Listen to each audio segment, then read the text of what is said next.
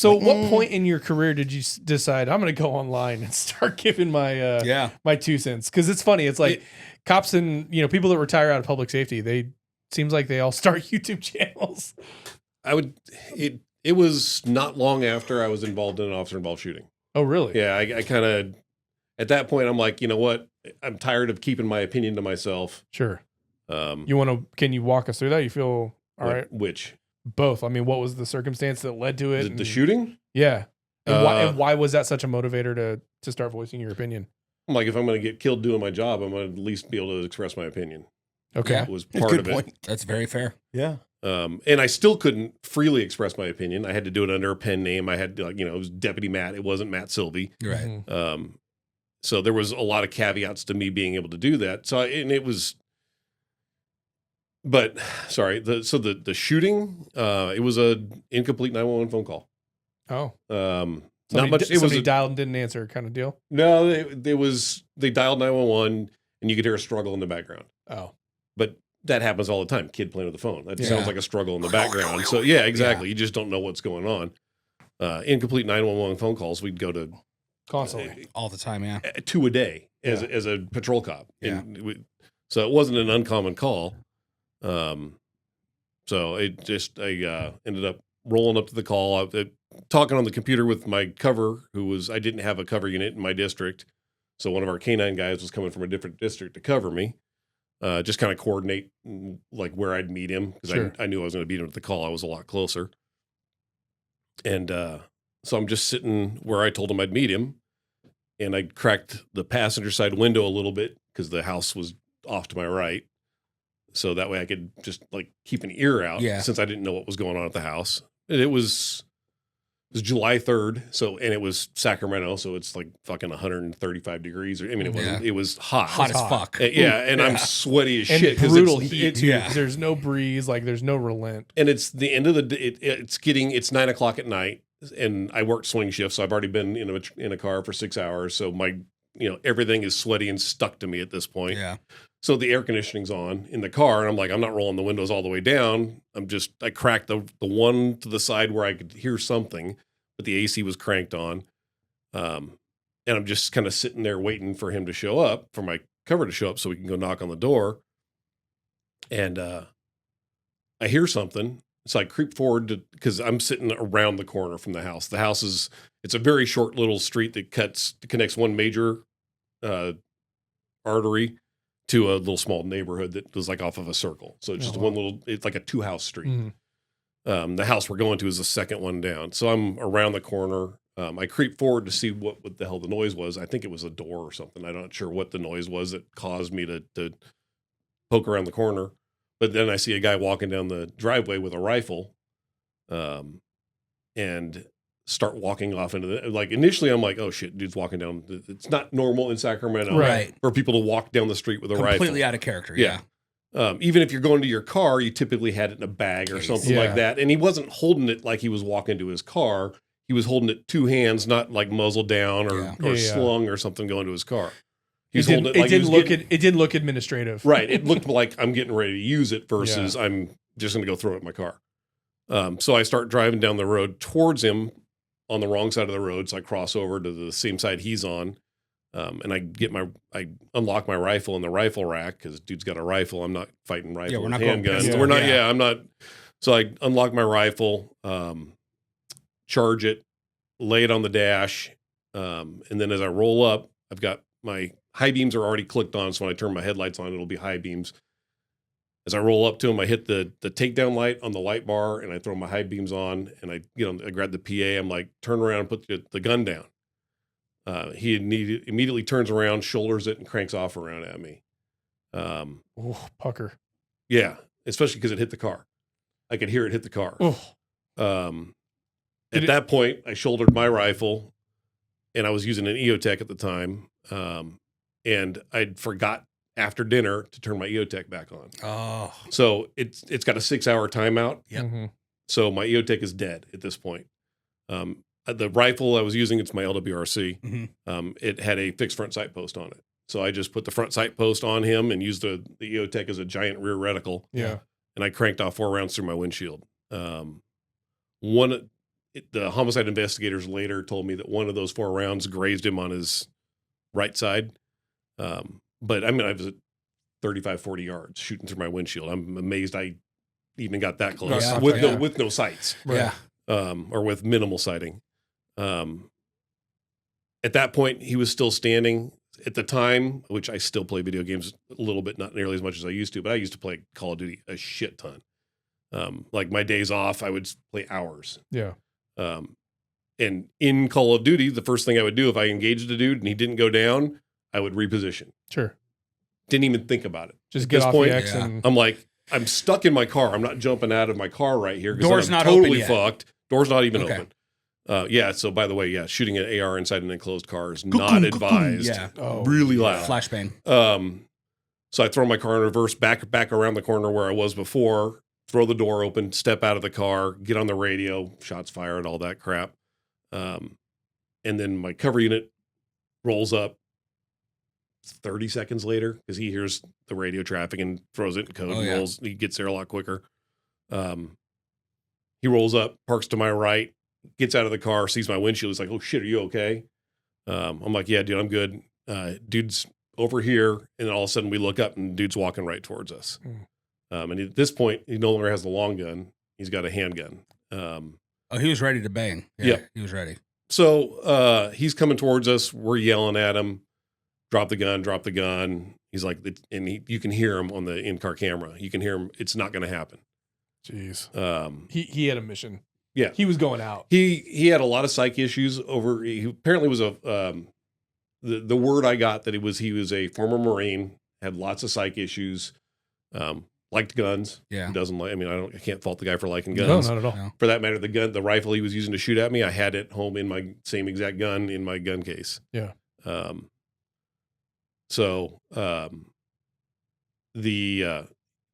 In my mind, I'm like, if he gets to the center line of the road based on where I was, I'm like, I'm dumping him. Yeah. And he got there, and it was really strange because when he hit that line, my partner fired. We both fired 6 shots at that point, and it was almost 100% spot on, same rate of fire, same trigger pull times. It was really strange. Yeah. Like we both fired 6 rounds in unison. Interesting. Did you turn your EOTech on by that point? By that time, I had turned my EOTech on. Yes, like I actually had some sort of sighting system to use, and dumped him in the street. There was actually a third unit there. He was behind me, so thankfully he didn't shoot because I might have caught a round in the back of the head. The 3 of us approach him, and as I'm walking up, it's like, oh fuck, where'd the goddamn handgun go? Did I imagine that? And then the canine officer grabbed him, rolled him over to make sure it wasn't still in his hand because he's down on his face. Right. It wasn't there when the first round. So as they analyzed what happened, the first round hit him in the pelvis, blew out his pelvis. That's so painful. he went forward and down, and as he went down, the gun that was in his right hand got flung. It was like 8 feet to my right, his left. Yeah. So as we were rolling him over, the other officer goes, "Oh, I got it. It's over here." And you can see it. It's all on camera. He steps, like you can see the gun on camera. It's shitty in-car camera at night. We were digital at that point, but it was still not the greatest. It wasn't 4K. A camera can't do real good at night without light sources. Correct. Right? So it's in the night vision mode, so it doesn't pick up as good a clarity. Yeah. But you can see the gun on the ground. He goes over and he just stands there and guards the gun until we get other people there to start throwing crime scene tape up and all kinds of other shit. But fire gets there and he's done. That's the second round. So the first round hit him in the hip. That's when he went down. And as he was going down, another round went right in his collarbone here, right through, and just destroyed his heart. It went straight through his heart. And so he was... That's pretty. He could be on the operating table. He was done. Oh, yeah. He made it to the hospital. No, he didn't make. No, I'm saying he could have been on the operating. He was done at that point. There's nothing. There's no saving him. Yeah. Anyways, you've got your subclavian artery there, which is very. What are you, like a paramedic or something? It's not. Do you know about the body? That's a brutal shot to take. Yeah. That's why they say, if you're gonna be wearing plates, like wear them high up, and don't dip because you don't want to. You want to present that flat face. Yeah. Because that brisket shot Well, it's also Absolutely It's lethal. also I've obviously never been a cop or in an officer involved shooting, so clear that up so no one tries to freak out. But I've done a ton of research on officer involved shootings and stuff, and I get a lot of information from that about how I teach and like things like that. Yeah. And then even also just watching it on the simulator, the first shot can dump someone. It's the subsequent shots and the different positions in which they enter as someone crumbles down. Yep. And I think there's a lot of people that don't understand. They think like, oh, if you shoot someone in the chest, they're going to fly backwards and stuff. No, they drop like bags of sand. Just, Mike Brown, that shooting, they screamed that he got shot in the back. Yeah. He did. Yeah. Because the first round caused him to turn. So as you're shooting, it's all within a split second. Those other rounds hit him in the back. Yeah, he got shot in the back. It wasn't that he shot him in the back as he ran away, which is what they were claiming. Right. So yeah, it's all those subsequent shots as shit is happening, and your brain can only process stuff so quickly. Yeah. Like you've made that decision to fire. It's a split second to make the decision to stop firing, and the body is still, things are happening. Well, and then also, I mean, if you think about it too, it like happens so fast under adrenaline, so fast. And it's like, here's the thing: I don't recommend other people do what I do, but I watch every single shooting I can find. Like I obsess over finding it, looking at what happened, analyzing it, like making sure the acorns aren't attacking. Yeah, if it's acorns, then teasing it. Front row. Help! What was the most recent one? She shot at the glass, the mirror. Did you see that? No, she comes down the stairs. I'll lay it out. So the male officer in front, female officer in back, descending down a stair set. There's a big, huge mirror to the left. So she sees her partner. And as she's coming down, she catches a shadow and like, it just bop, bop, bop, bop, bop, and then like chaos. And she's like, it's a mirror. We're good. Shit. But it's like, that's real world shit. Like that's, you can look at her and say, oh, she's a shitty cop. She doesn't, but it's like, dude, what the fuck do you do in that situation? You see something, you go, oh, fuck. Well, especially if you're looking in a mirror and somebody's pointing a gun at you. I mean, you don't know it's a mirror. Yeah. And we don't know the context of the call. Like maybe it was a shooting or maybe it was reports. Yeah. But it's just taking what you said to turn it to like for civilians to think about, like, as a civilian, you're expected to stop shooting when the threat is neutralized. Correct. Not a second more. I mean, that's when you're expected to stop shooting as well. No, I mean, everybody. Absolutely. But you shoot until the threat's neutralized. That's it. And you're not shooting to kill either. You're shooting to stop them. We're never shooting to kill. We don't use the K word here at Simshot. But it's like that, and that's just testament to how fast it happens. It's like, you shoot them, boom, boom, and you're already reset and sending that third shot down, and he leaned forward, and now you have one at the top of the head. Yeah. And it's like that's reality. Yeah, those subsequent shots can go and here's the thing. I think there's a good from like the legal perspective, I think there's a good understanding of like this was clearly excessive force versus this was a string of shots to defend himself. I think that's probably pretty easily depicted, but like you can get hardcore fucked if like the shot placement looks weird and they determine like this was the one that ended the life. Like that's when that excessive force starts kind of coming into play for civilians. I mean, there's a ton of examples of people going down and they are still an active threat. Oh, dude. Yeah. 1,000%. How many rounds did he get off? The dude who was shooting at me? Yeah. So my understanding, I don't know because I never saw the gun itself. I mean, I read in the report what it was. It was a Mosin Nagant. So at best, he had 5 rounds. No. On my in-car camera, you can only see 3. The first one wasn't captured on camera. Neither were my shots because the camera wasn't on. So our camera had, I think it was a 30-second buffer where it would record. And then when you activate it, it would capture the previous 30 seconds. Would backdate, yeah. Right. So by the time I backed out into the street and threw my light bar on, enough time had elapsed that you don't see his initial shot at me. You don't see any of my shots going back at him. You do see him crank off 2 rounds at me as I'm backing up. So it was, somebody said that I had heard, and I don't remember if it was one of the homicide detectives that told me or just one of the cops that was at the scene, but that the Mosin Nagant was locked up. Like he couldn't, I don't know if it was a failure to feed, if something, somewhere it had failed. Wow. But so he cranked off 2 rounds while I was in my car engaged with him. And then he cranked off at least 2 more while I was backing out. Did he ever fire the handgun? The handgun was empty. Wow. Not even, there was no bullets in it. I don't know if it had a bag in it. Yeah, I mean, he was. And it was cop assisted suicide. It was a Colt Mustang, little 380, 1911. I know what a 380 is. What about a 32? I don't know what that is. Slightly smaller than a 380. I know. How was your dream? Can you walk us through like the debrief and then the things that came after that, or? It was a long night. I bet that was that was right about 9 o'clock. I didn't get home till like 2 a.m. What a weird thing to get home after a night like that. After the shooting, my car is shit. You were there. Yeah, I was actually on a ride along that night. He was on a ride along that night. Was at the scene shortly afterward. Oh. I didn't even know. I that. I mean, I knew I did, but yeah, I didn't. We'd never met before. Yeah, exactly. So that's small. Wild, right? That's a small what the world fuck? Right there.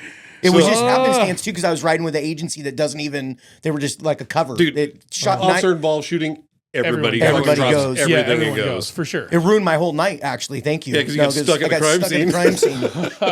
Because your car was in the scene, right? Yeah. Within the distance of what they were. So car stays there. My gun initially, I'd put it back in the lock in the car. Rifle? My rifle, yeah. I'd put it back in the lock in the car, but then at that point, the range master got there and collected it. And pulled the mag out. He took the gun. One of my partners, good friend of mine, gave me a ride back to our station, and it was hang tight until homicide. Stand by, yeah. Yeah. So he's actually, initially it was hang tight. When they're ready, I'll take you back over to the scene to do the walkthrough with the range master and everybody. So actually my gun was still in the car that whole time. Did they segregate you from your partner? Yeah. Yes. Yeah. You're not supposed to be talking to anybody else that was involved. So we're at different locations. I think he went to the detective office, whereas I went to the North Station. He didn't work out of the North Station. He didn't have a locker there or anything. So I go to the station and I'm like, well, fuck, I'm going to be off a couple of days. I got some paperwork to do. So I started knocking reports out. I needed to do something to fucking stay occupied. Yeah. Otherwise I'm going to go nuts. I'm like, were your nerves just fried? Oh, dude, I was, that's even when I got home. So I got home at like 2 o'clock. I didn't sleep till fucking 1 o'clock in the afternoon the next day. That's what I'm saying. Like I couldn't go to sleep. I can't imagine the sensation of having dealt with an incident like that and then going home. The adrenaline dump was incomparable. Like I mean, it was like, just completely not something that I've ever experienced besides that one time. And then thankfully knowing that like your policy and knowing that you were well. Oh, dude, it was a fucking. But you're still nervous. It was as clean as it gets. Yeah, he shot at me first. Yeah, so but you're still probably nervous of what the DA could do or like. Well, the DA is a concern. My bigger concern at that point actually was lawsuits. Every time you shoot somebody as a cop, you can expect a lawsuit. Yeah. Doesn't matter if you're 100% clean shoot like this was. You're going to get sued civilly. And I didn't. Wow. And I attribute that to something that happened before I ended up going to the station. I'm sitting there. I'm just like, my gun's back in the car, and I'm just standing around waiting to. Dude, I had been in one shooting prior to that, but it wasn't a fatal. So I'm like, I don't know what the fuck's next. I'm just standing around waiting. Yeah. And all of a sudden, this woman comes wandering into the crime scene and starts running over into the dead dude in the road. And I'm like, well, shit, nobody else is here. So I go to intercept her. And she's screaming, "You killed my brother. You killed my brother." And I'm like, stop. I said, I go, I am very sorry, but he shot at me first. Yeah. I don't think she didn't have a clue that I was the guy who shot him. And she stopped and she goes, "Oh my God, I'm so sorry." Like it was, which is because they all knew that he had mental health issues. Yeah. Jeez, that's so crazy. And that's more. I rational. mean, like, like right now, it still chokes me up every day. I talk about that, but I attribute that to the fact that that interaction is probably why I didn't get sued. You know, they don't want the officer who just shot somebody talking to the family, and I wouldn't have. Right. Except we can't have her run over and grab the dead guy in the middle of the road and start rolling him over and getting herself covered in blood and all kinds of other shit. That's wild that no one saw her running into the. Yeah. Well, the house was in the crime scene. So she came out of the house that was in there. So she was already in the crime scene. Mm-hmm. So it just, shitty luck that she came out behind everybody. I'm not faulting any of my coworkers. They were all doing stuff. Yeah, busy. I was like the only guy staring on my thumb up my ass, not doing anything. Jesus. But so yeah, I that's the only reason I can figure that I didn't get sued. Every coworker I ever worked with, several of my good friends were involved in shootings and ended up shooting people. Yeah. Every one of them got sued, and that lawsuit goes for fucking ever. Yeah. One of them was over a decade. Damn. Before it was finally adjudicated and found not at fault, and we didn't know any money. Jeez. So, and it's not that they're just going after the department; they're going after the officers individually as well. Right. Did you call Monica right away? I called her after I went back, sat in the car, put my gun in the lock because it's going to be on the fucking news. Oh yeah. And it's 9:00. She's still awake at that. Now she'd be in bed because bedtime's like 8:30 now, but we're old. At the time, she was working swing shift also. So she, it was our normal hours to be. Her swing shift was a little bit different than mine. Was she a cop as well? No, she was a nurse. Okay. Or she is a nurse. So her swing shift was different hours than ours, but she was at 9:00. She was still up, and it's going to be on the news, or she's going to get phone calls, or it's going to be on Facebook. Yeah. So I called her and look, I'm okay. I was involved in a shooting. I am not injured. Don't freak out. And then, it was a really short phone call. I go, I don't know when the fuck I'm going to get home.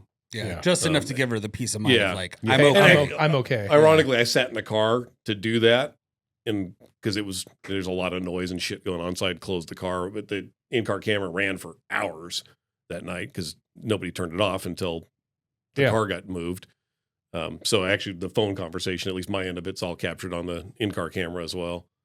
But yeah, no, Interesting. And somebody asked what happened to my windshield, and me, I'm a smartass. Like 99% of the time, I will make some fucking off humor comment where I'll like self-deprecating humors. That's cops do that in general, but that's a big thing for me. But I was like, damn, shooting your rifle inside an enclosed car is really loud. It's something along those lines, and that's on camera too. Which is entirely true. It is 100% true. I don't recommend it. Yeah. Sorry. So back to the station, sitting around, CSI shows up. They got to photograph you. Yeah. What you were wearing, was it obvious that I was a cop? Well, I'm in a fucking marked cop car, and I'm in uniform, so it's pretty obvious that I'm a cop. They got to cover all their bases. Yeah. But 100%. Especially if they do it the same way every time, but it's more important when you're like in a wrestling match on the ground, what your uniform looks like afterwards versus before, things like that. Yeah. I mean, my uniform didn't look any different. I didn't get shot, so there's no holes in it. And the round that I heard hit the car had skipped off the pavement and hit the frame rail directly below my seat. Oh, wow. So his elevation was off, which on a Mosin Nagant is actually a common thing because the front sights were really too tall. But his windage was fucking spot on. Wow. And he had it a little bit higher up, it would have gone right through my windshield. So that was a make you stop and think kind of thing too. Yeah. Yeah, I bet. But so sat around the station for several hours, knocked out all the reports that I had to do. Yeah, that you were backed up on. And then eventually they drive you over to the scene. Once the homicide gets there and the range, so our department, it was the range master would collect your firearm. So the homicide gets there, the range master gets there, they drive me back over to the scene. I do a walkthrough, just like, I was here, this is what happened, kind of real quick thing. And then from there, went to the homicide offices, where the homicide detectives were, and went through a full interview. Had at that point, actually, they interviewed you the same day. Yeah, pretty sure the attorney was at the walkthrough also, but the union provides us an attorney. Right. Thankfully, that's one thing. In California, I am not a union guy. I'm not either. I pretty much hate unions except for certain things like providing attorneys to cops when they've been involved in stuff like this. Yeah. That's the valid use for unions, in my opinion. The invalid use, I had several coworkers that got fired that should have been fired, but the union has to fight for everybody's job, so these guys end up getting their jobs back that shouldn't have had jobs. But sorry, digress. No, So after we do the walkthrough, go to the office, talk to the attorney, couple of the homicide investigators, and go through and from start to finish what happened.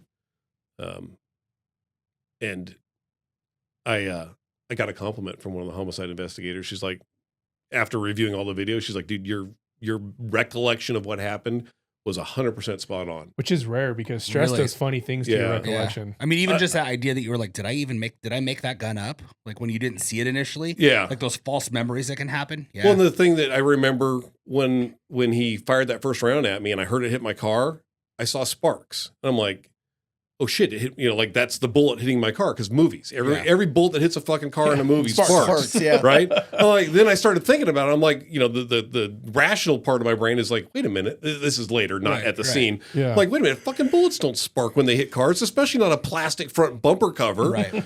So I'm like, at that point, my brain's going, well, what was that, right? He was shooting surplus ammo that was steel core. So when it hit the street, the steel core sparked. Yep. So, from my point of view, it was right about where the front bumper was. Right. So it looked like the sparks were off the front bumper. But I'm like, later being the gun guy, I'm like, wait a minute, that doesn't fucking bullets don't spark. Lead and brass don't spark. Yeah.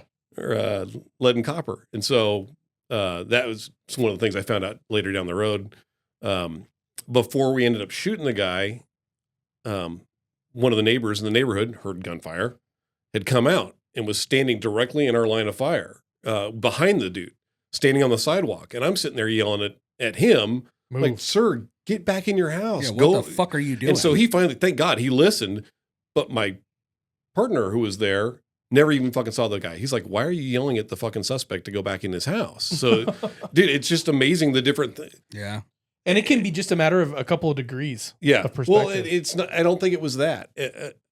I think some of it, because at this point I've been involved in like 6,000 officer involved shootings from playing Call of Duty. Right. Yeah. I always played Call of Duty. Like when I play video games, even to this day, I don't do it like I'm a fucking gamer. I do it from if this is the real world, how am I going to handle this? We should totally play a game together. Kid, you would hate me. You're the guy who's jumping around and fucking dolphin diving. Like, get back here. There's a team on me, team on me. Yeah, no, but I tried to do it from a tactical training my mind standpoint.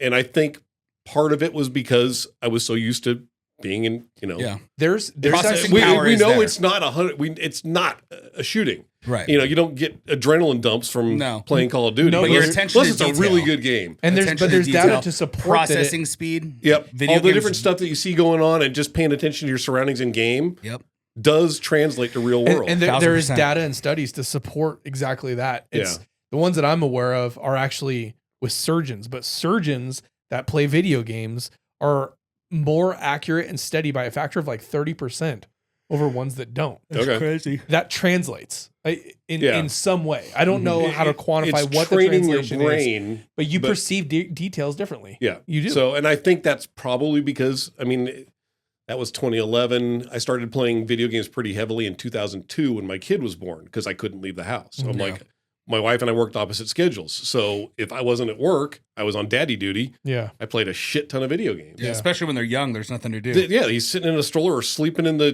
playpen. So I'm like, the same thing. We ended up going to a funeral when he was like a year and a half old, and he's in the stroller asleep at the funeral. They're like, it was a military funeral. It was a relative of mine that had been served in World War 21 II. Guns, 21 gun salute. They're like, oh, he's got to wake up the baby. I'm like, he's fine. Slept right through it. Because he's so used to sleeping through all the gunfire and the video games. That's hella funny. So how does that, you kind of said that after that incident, that's when you decided to go online. Yeah, because California, right? It's very anti-gun. Right. And people have asked me, like, why aren't you anti-gun? The guy tried to kill you with it. I'm like, it wasn't the gun's fault. For that matter, the gun that he was shooting at me would never be outlawed, and even in California. It was a 5-round capacity bolt-action rifle from fucking World War II. And it's a cool gun. Yeah, that too. So it's not a gun that would ever be outlawed. So if they had outlawed guns, this still would have happened. Right. So it has nothing to do with gun control. So I was tired of, like, I'm a gun guy. I have been since I was a kid. I'm tired of all the bullshit laws that California has regarding guns. So I just started, I started my own blog. That was like, I ran it until I got actually a writing gig at another blog. I don't know if you remember Joe the Plumber. He was the guy that jammed up Obama at a campaign event before he got elected. I ended up writing for that guy's blog for a while. And it was mostly politics, but I started delving into gun stuff while I was writing there because guns are politics, right? Yeah. I mean, there's politics related to firearms. Yeah, So I started writing stuff there, and then I ended up Military Arms Channel on YouTube. I followed him on. It's funny because I stumbled on his YouTube channel when I was researching the Bushmaster ACR. I fucking fell in love with that gun when it first came out because, of course, I'm playing it in video games, right? So I'm like, I got to get one of these things. And then Tim had a really good video comparing the ACR to the SCAR. Because those both came out about the same time. They were trying to get the same contract. So he did a video where he compared both of them, and it was like a 3-part video. But it was one of his really, really early videos. And so I watched that, and I started following him on Facebook. Well, he made a post on Facebook that he was going to start a blog. And he was looking for anybody who wanted to contribute. I'm like, well, I'm writing for a blog now, and I'd much rather write about guns than politics. So I shot him a message and said, this is where I'm writing. This is some of the stuff that I've written. He's like, shit, yeah, come write for me. So I've known Tim since 2012. No, 2013. 2013. So I started writing for the Bang Switch, which is the military arms. And that's where Bang blog. Switch Matt comes from. Correct. That's where my name on so originally Deputy Matt and others on Facebook was Bang Switch Matt. Got it. I did a name change when the page kind of took a change. Yeah. But my Instagram account is still Bang Switch Matt. Yep. Yeah. I still have an email. It's Bang Switch Matt. Yeah. So it's from the Bang Switch. At AOL. No. No. Hotmail. Hey, I still have an AOL. AOL. Yeah. No, I honestly, I don't remember if I ever had an AOL. I think I had an AOL account for like a week. Yeah, I had one. It was very short-lived because I ended up getting, at the time, I got a free email account through Sac State where I was going to school. So I'd screw paying for it. I can do it for free. Yeah. So then that just kind of naturally progressed. And so then that's how I kind of started writing gun stuff was that. So it started mostly blogging for quite a while then. Yes. Yeah. So when I started writing for Tim, there was I'm trying to think. The first thing I did a video on was a bullpup shotgun chassis for Remington 870. I think that was my first video I ever did. I was like writing an article on it. I'm like, some of this shit's going to be a lot easier to talk about in video. So I made a YouTube account for Bang Switch Matt. And so I posted the link to that video in the blog. And so that way that's the whole reason I started, was just to go along with the blog. So really you're one of the OG gun tubers is what you're saying. I just suck. Yeah. So I don't have the followers that a lot of these guys do. Yeah. I mean, hell, Matt Carricker, he just retired. So yeah, exactly. Well, it's funny because Mike comes in the store all the time, and I was talking to him, and I'm like, how long have you been doing this? He's like, about 8 years. I'm like, fuck, I've been doing longer than him, and I suck. Yeah. He's got 4 million followers. Yeah. I've got 54,000. He's got a lot. Yeah.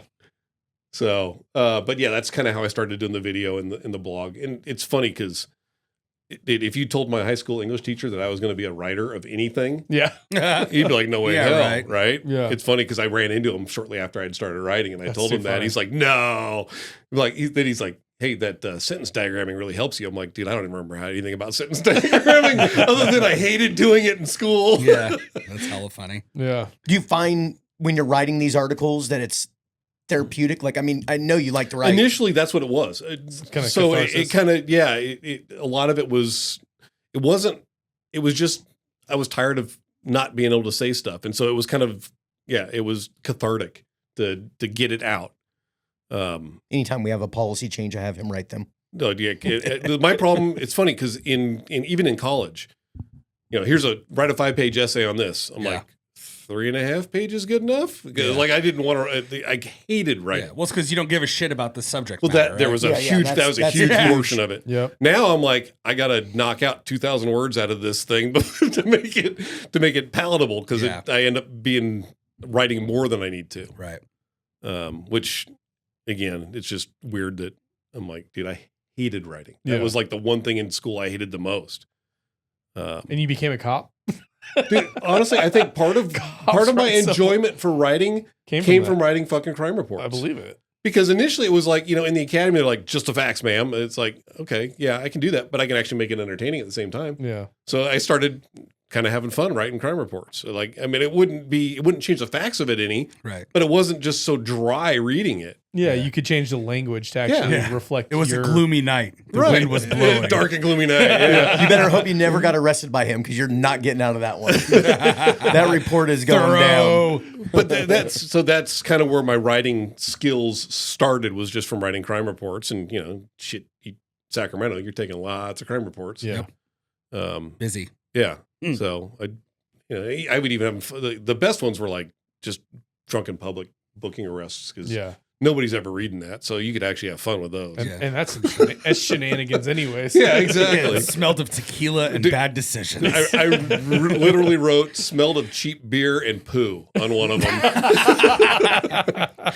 Because it was a transient that was drunk hanging out at a business, and we go to hook her up, and it was like, oh my God, she stinks.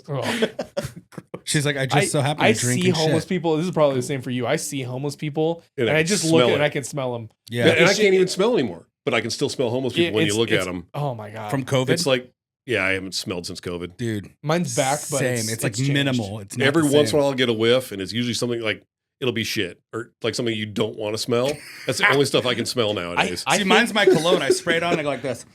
And I go, okay, I can still kind of smell, but like, dude, like cooking, food, like sometimes I smell a lot of smoke, or like what I think to perceive as smoke. Interesting. It's not a brain tumor.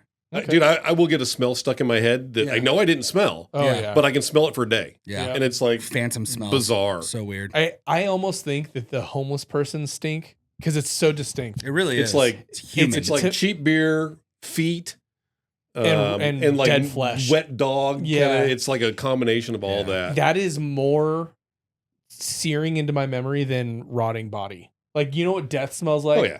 Like, you never forget that. I can smell it now, but You want to the homeless one is worse. The best thing that I shouldn't say best. The closest thing I ever smelled to rotting human is rotting pork chops.